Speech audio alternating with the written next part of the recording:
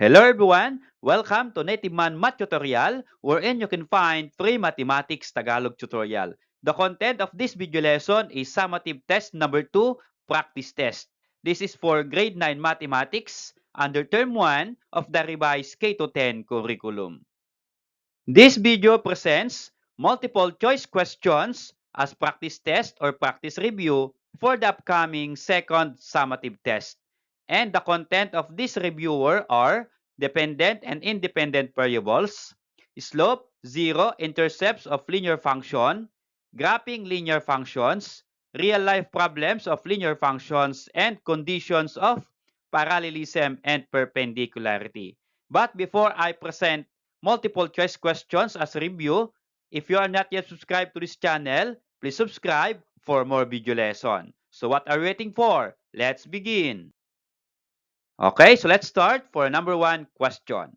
A student is given a table showing input-output pairs of a function. Why is checking its input important before concluding it is a function? A.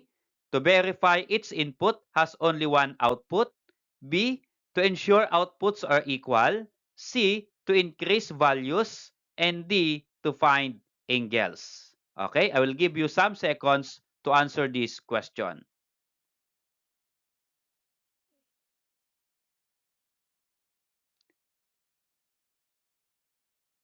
Okay, for number 1, the correct answer is letter A. To verify, its input has only one output.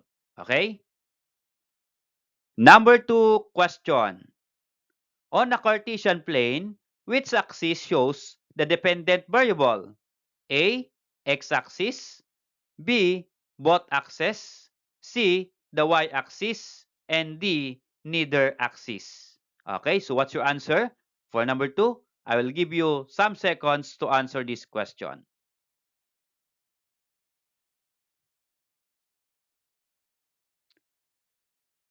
Okay, so the correct answer for number 2 is letter C, the y-axis. So here, on the Cartesian plane, the axis that shows or represent the dependent variable is the vertical axis or the y-axis.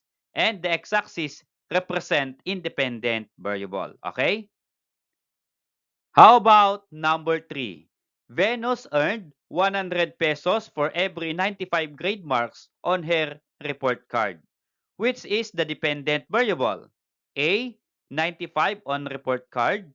B. Earned 100 pesos. C. 95 pesos. And D. For every 95 grade marks. Again, I will give you some seconds to answer this question.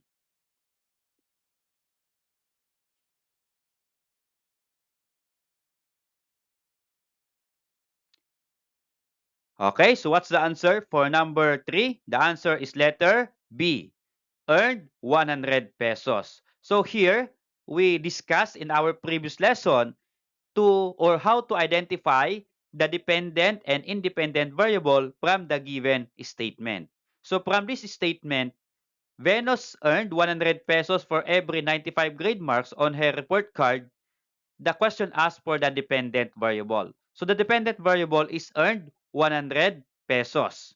And the independent is the 95 grade marks. Okay? So bakit po? Because earning 100 pesos is depending on the grade marks that you are going to have on your report card. Okay?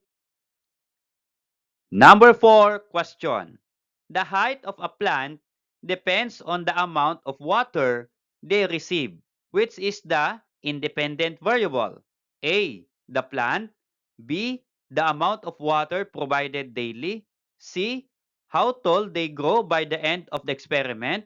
And letter D. The amount of sunlight they're exposed to daily. Okay. I will give you again seconds to answer this question number 4.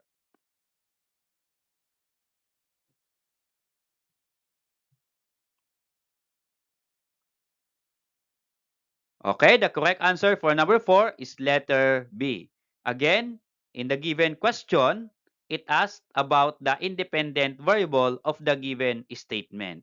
So, ang independent po dyan ay the amount of water provided. How about the dependent? Okay, ang dependent po dito sa ating statement ay the height of a plant. Okay? Number 5 question. In a school canteen, the number of meals sold increases as more students arrive. If each student buys exactly one meal, which statement best describes the relationship between the number of students and meals sold in terms of functions? A. It is a function because its input has exactly one input. B. It is a function because values are random. C. It is a function because outputs repeat. And letter D. It is a plain relationship. Okay, again, I will give you some seconds to answer this question. Okay, so what's your answer? The answer is letter A. It is a function because its input has exactly one output. So, ito po yung description ng linear function or function. Okay? So, sa bawat input, there should be exactly one output. Okay? Number 6 question. Which of the following equations is a linear function? A. F of x is equal to 2x plus 2. B. Y is equal to 3x squared plus 2. C. G of x is equal to x times x plus 5. And letter D. Y is greater than 6x plus 5. Again, I will give you some seconds to answer this question.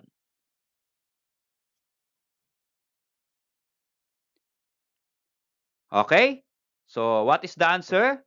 The answer is letter A. F of x is equal to 2x plus 2. So, here in the given choices, okay, the question asked which one is a linear function. So, for A is linear function. How about the other choices? Let us say B, y is equal to 3x squared. So, squared, this is not linear. This is quadratic. Okay? For letter C, notice here, the exponent of x here is 1 and the exponent of x here is 1. But if you are going to simplify this function by distributive property, if you multiply x times x, that will become x squared. So that will become quadratic, not linear function. So this is not linear function. And for letter B, this is not a linear function. This is inequality because of greater than symbol. Okay? So the only linear function in the given choices is this letter A. F of x is equal to 2x plus 2. Number 7 question. A graph shows a line rising from left to right. What can be concluded about its slope? A. Negative slope. B. Zero slope. C. Positive slope. And D. Undefined slope. Okay, again, I will give you some seconds to answer the question.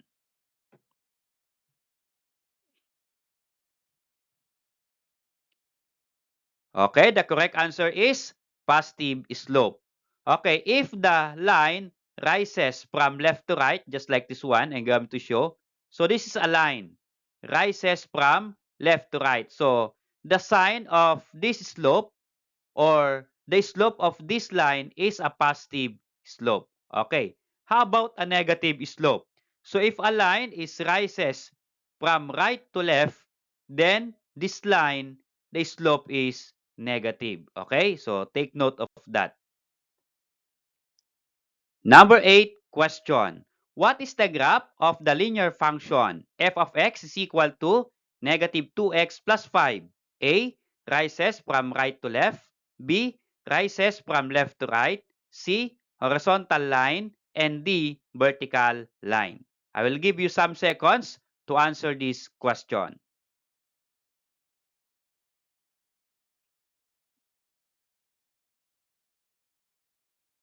Okay, the correct answer for number 8 is letter A, rises from right to left. So why the graph of this linear function is rises from right to left? So note in the given equation or function, the slope is negative 2. So if the slope is negative, then the graph of a linear function is rises from right to left, just like this one. Okay, so again, this line is a negative slope. Okay, rises from right to left. Number 9 question. Which of the following table of values represent linear function? A, this one, table of values. B, letter C, and letter D, all the choices. Okay, so alin po kaya dito ang nag-represent ng linear function? Again, I will give you some seconds to answer this question.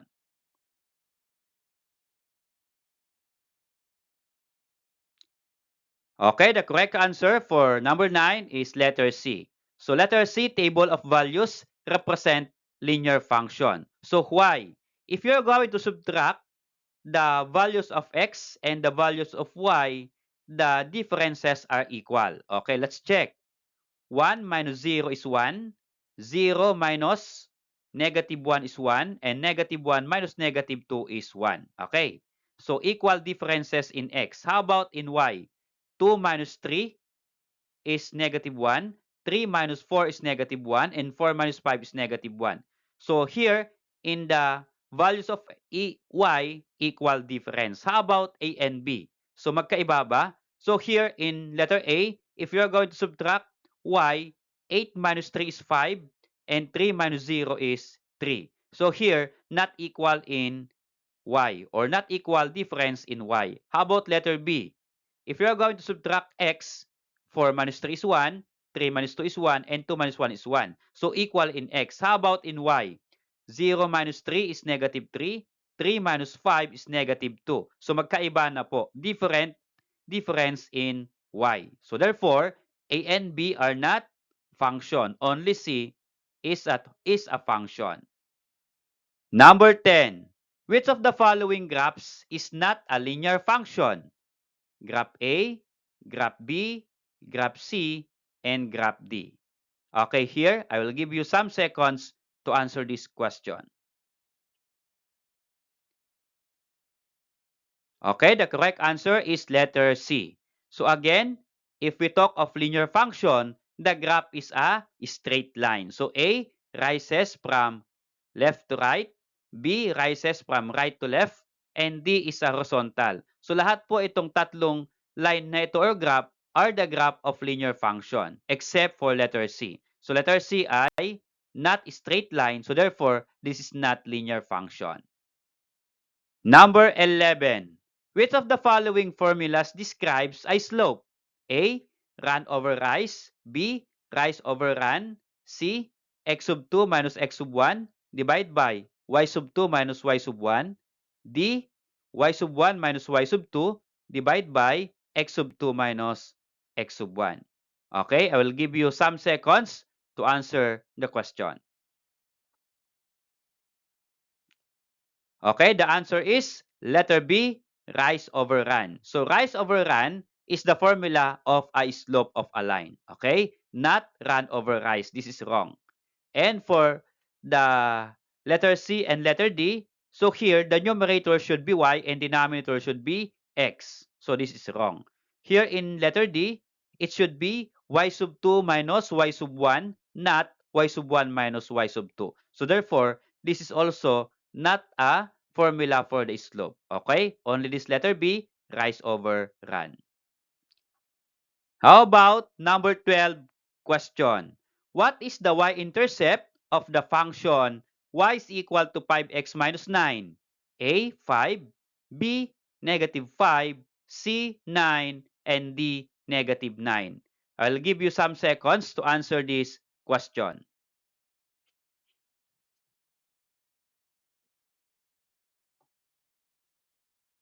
Okay, the correct answer for number 12 is letter B, negative 9. So why negative 9 is the y-intercept of this linear function? So notice here in our linear function, y is equal to 5x minus 9. This function is written already in slope-intercept form or standard form. Okay? So it's very easy to determine the y-intercept. That is the last number here. Okay? That is minus 9. Then that is negative 9 if you get its y-intercept. Okay? Number 13. In the equation, y is equal to 3x plus 6. What does the number 3 represent? A, y-intercept, B, slope, C, 0, and D, domain. Again, I will give you some seconds to answer this question.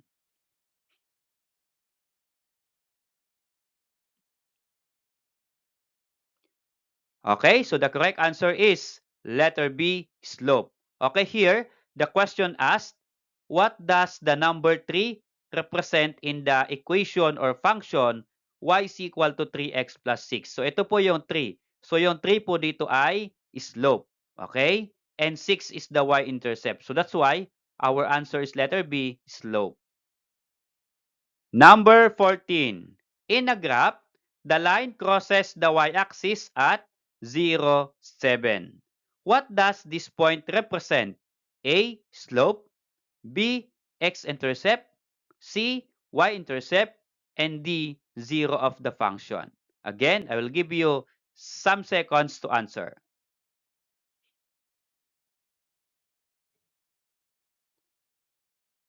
Okay, the correct answer is letter C, the y-intercept. Okay, if a line crosses y-axis, then that point of intersection of y-axis and the line is called the y-intercept. Okay? Number 15. Which representations best shows slope directly? A, table of values, B, graph or line, C, word problem, and D, equation in slope-intercept form. Again, I will give you some seconds to answer this question.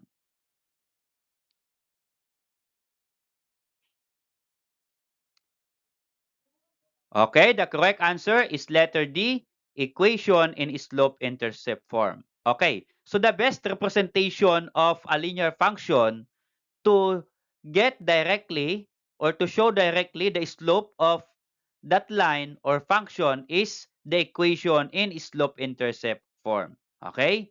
No need to write or no need to compute. Just look at the function, then you can directly determine the slope. Okay? Number 16. Why are intercepts important in graphing linear functions? A. It shows where the line crosses axis. B. It shows slope direction. C. It shows angle size. And D. It shows area. Again, I will give you some seconds to answer.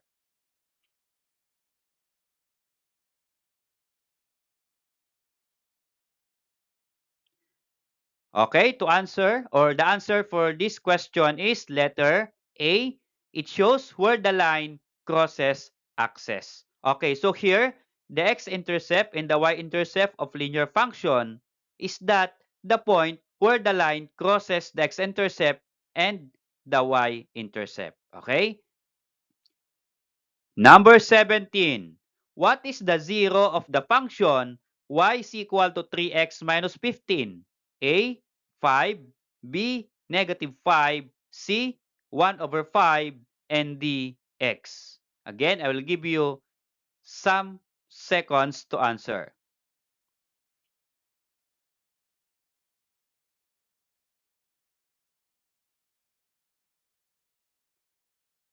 Okay, the correct answer is letter A, 5. So the zero of this function y is equal to 3x minus 15 is equal to 5. Okay, so how? To find the zero of the function, let y is equal to 0. So this will become y is equal to 3x minus 15. And then from here, you're going to solve for x. So to solve for x, you are going to move minus 15 to the left of equal sign. So this will become 15, change the sign, is equal to 3x. And then to solve for x, divide by 3. Divide by 3 on the other side. Cancel 3. So we have x here is equal to 15 divided by 3 is equal to 5. Okay, so that's why x is equal to 5 or the zero of the function is 5. For number 18 question, what is the zero of the function whose graph described below? A, negative 2, B, 0, C, 2, and D, both A and B. Okay, I will give you again some seconds to answer.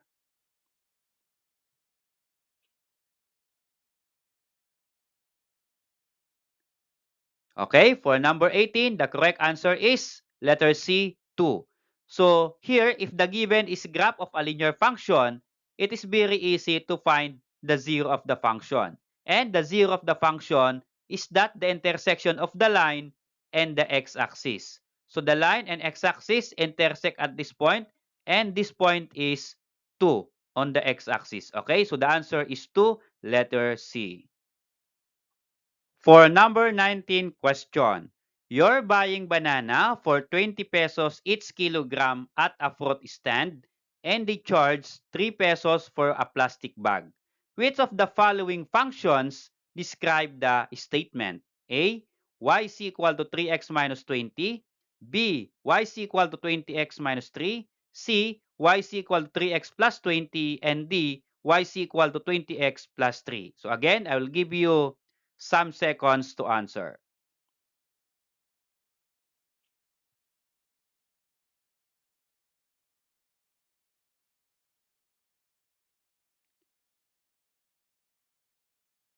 Okay, the correct answer for number 19 is letter D, y is equal to 20x plus 3. So why this is the linear function of the given statement? So here, let's start by this statement. They charge 3 pesos for plastic bag. Mean to say, if you say charge, you are going to add 3 pesos for a plastic bag. Okay, and charge or add 3 pesos is plus 3. So we have here plus 3. So this is wrong because this is minus 3. And how about 20x? So 20x is from 20 pesos each kilogram. So x is kilogram and 20 pesos is the amount per kilogram. So that's why we have 20 pesos per kilogram. Okay? Or 20 pesos times kilogram. Number 20 question. Which of the following scenarios best illustrates the linear function f of x equal to 10x? A. You get a part-time work that pays 10 pesos. B. You take a tricycle to school with a fixed fare of 10 pesos per kilometer. C. You go to an internet cafe and pay an hourly rate of 5 pesos plus base charge of 5 pesos. C or D rather, all the choices. Okay? I'll give you some seconds to answer.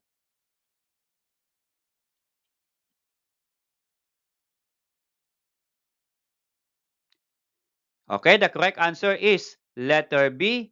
You take a tricycle to school with a fixed fare of 10 pesos per kilometer. Okay, here 10 times x. X here represent a unit. Okay, and 10 is the amount. So here 10 is the amount and per kilometer. So yung kilometer represent x. So for the number of kilometers that you are going to travel, then we just multiply it by 10 to find the amount that you are going to pay in a tricycle or riding a tricycle. How about A? Why this is wrong? You get a part-time work that pays 10 pesos. So there is no unit. So how much for 10 pesos? Is it 1 hour or 1 day or what? So this is incomplete statement. For C, you go to an internet cafe and pay an hourly rate of 5 pesos. Okay, and plus base charge of 5 pesos. So when you say base charge, you're going to add 5 here is a constant. Okay? And there is no constant here. That's why letter C is wrong. Okay? And also, they use a number 5, not 10. Okay? Number 21. Tricycle ride in Barangay Pakak cost 10 pesos for the first kilometer and 2 pesos for its additional kilometer. If Peter travels 5 kilometers, how much will he pay? A. 16 pesos. B. 18 pesos. C. 20 pesos. And D. 22 pesos. Again, I will give you some seconds to answer.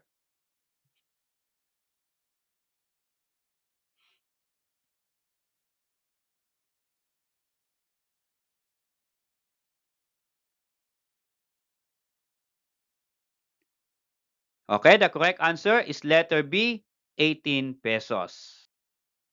How about number 22? Kuya Tantan's store sells bananas for 40 pesos per kilogram. If Eman buys 3 kilograms of bananas, how much will he spend? A. 90 pesos. B. 100 pesos. C. 110 pesos. And D. 120 pesos. So again, I'll give you some seconds to answer this question.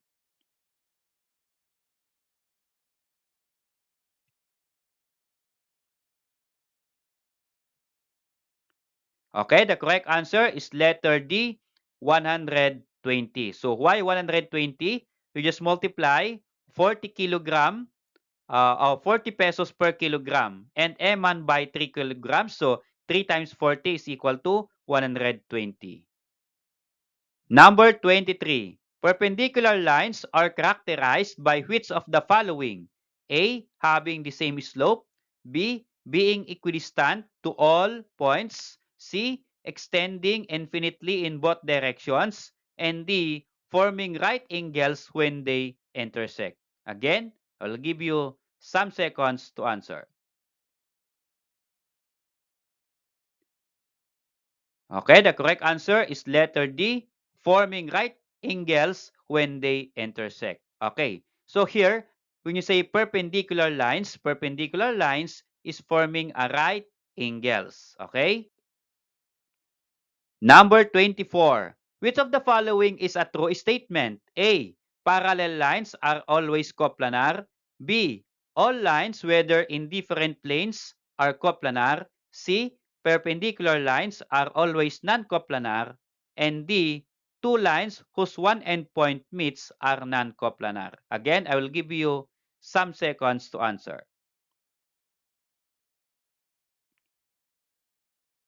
Okay, the correct answer is letter A.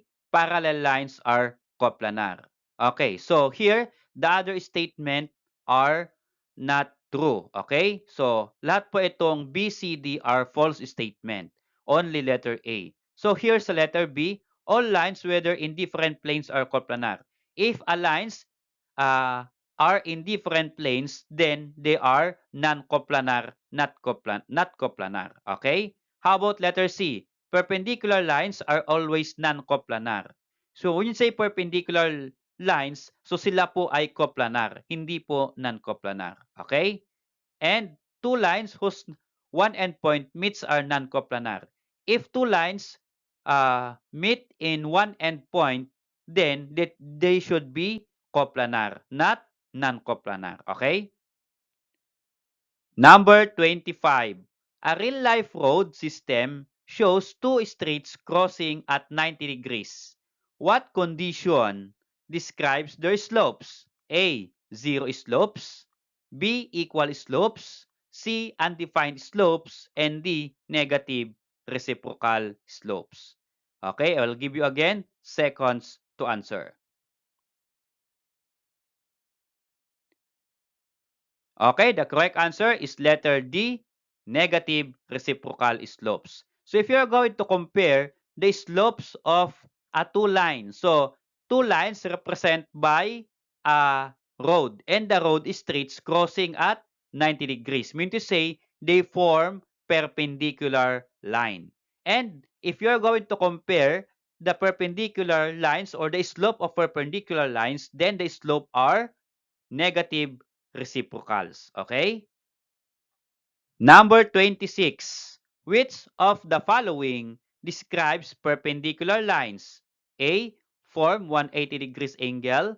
B. Lie on different plane. C. Form four right angles. And D. All of the choices. Again, I will give you some seconds to answer.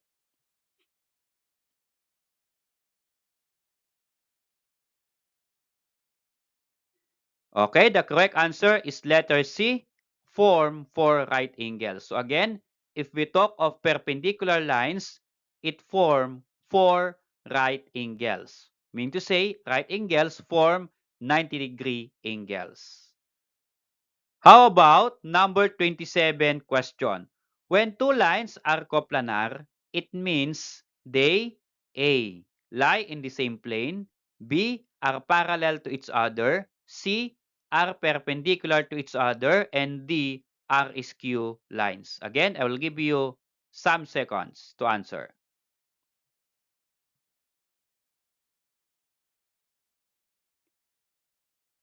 Okay, the correct answer is letter A, lie in the same plane.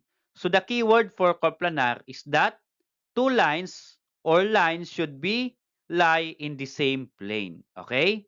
And here, why are the others wrong? Are parallel to each other. Okay, no. Are perpendicular to each other? No. Are skew lines? Okay, no. Okay. So two lines are coplanar if they lie in the same plane. Number 28. Which property best describes parallel lines? A. They intersect at a right angle. B. They are coplanar lines that never meet. C. They are lines that are equidistant at all points. And D. They form complementary angles. Again, I will give you some seconds to answer.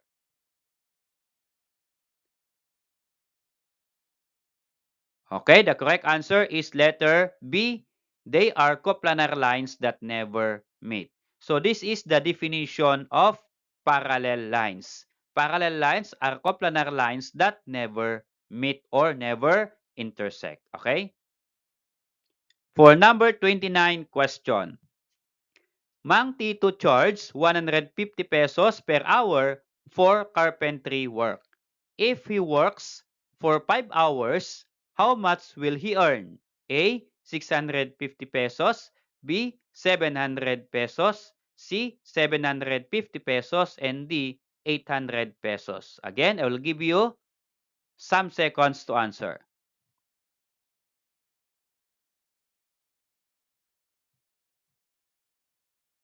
Okay, the correct answer is letter C, 750 pesos. Okay, how?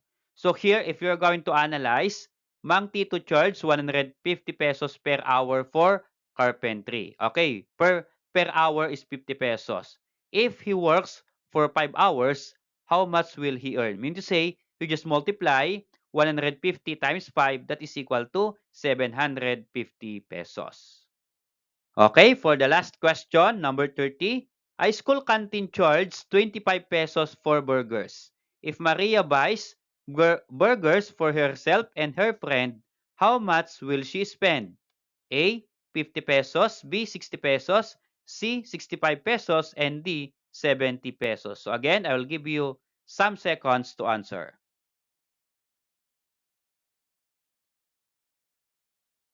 Okay, the correct answer is letter A, 50 pesos.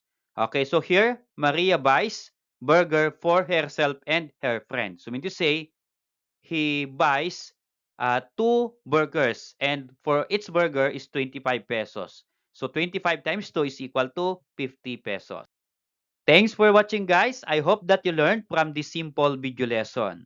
I hope that you get a high score in your second summative test. Okay? Good luck, everyone. See you on my next discussion.